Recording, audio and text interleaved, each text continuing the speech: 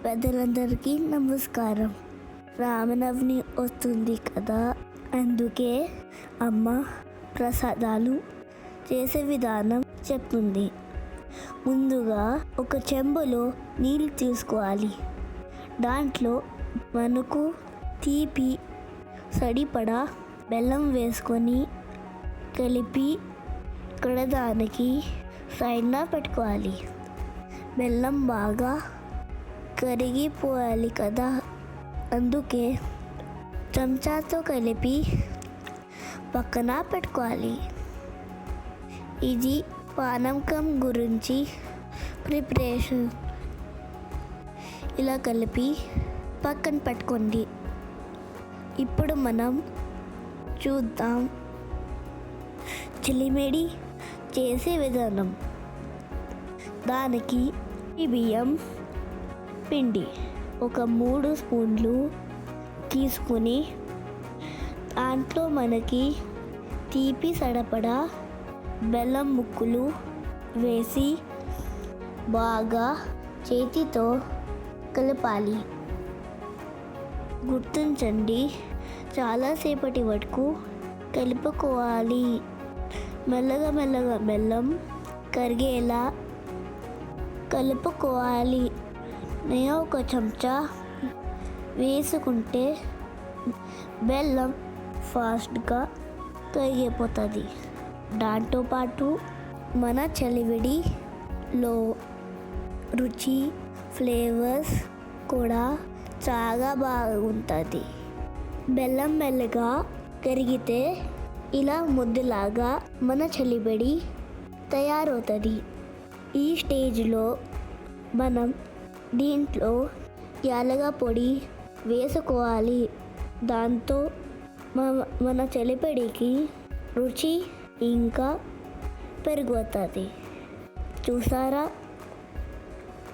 యాలక పొడి వేసిన తర్వాత మన చలివిడి ముద్ద ఎంత చక్కగా తయారైంది.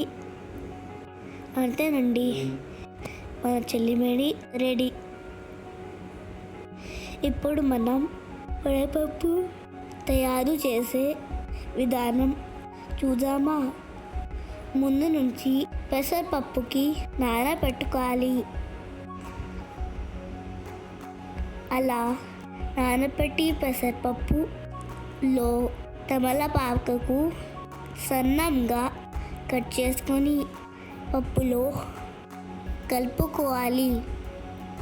అలానే చిన్న బెల్లం ముక్కలు వేసి పప్పుని బాగా కలుపుకోవాలి. అంతేనండి, మన వడపప్పు రెడీ.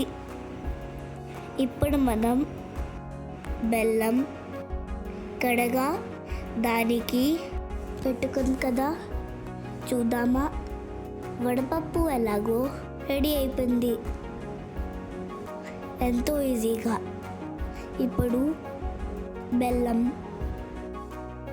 మెల్ట్ అయిందో లేదో చూద్దాం. బెల్లం అయితే మెల్ట్ అయిపోయింది. ఇప్పుడు దీంట్లో మిరియాలు క్రష్ చేసుకొని వేయాలి. అలానే యాలకులు క్రష్ చేసుకొని వేసుకోవాలి. మిరియాలు యాలకులు మీ ఇష్టం ప్రకారం వేసుకోవచ్చు. అమ్మ ఇక్కడ 10 మిరియాలు 6 యాలకులు వేశారు. ఇప్పుడు కొన్ని తులసి ఆకులు వేసుకోవాలి. దీంతో మన పానకం కూడా రెడీ. బెల్లం అనేది మన ఇష్టం ప్రకారం వేసుకోవచ్చు. అంతేనండి, ఎంతో ఈజీగా మన రామనవమికి ప్రసాదాలు రెడీ. అందరికీ రామనవమి శుభాకాంక్షలు.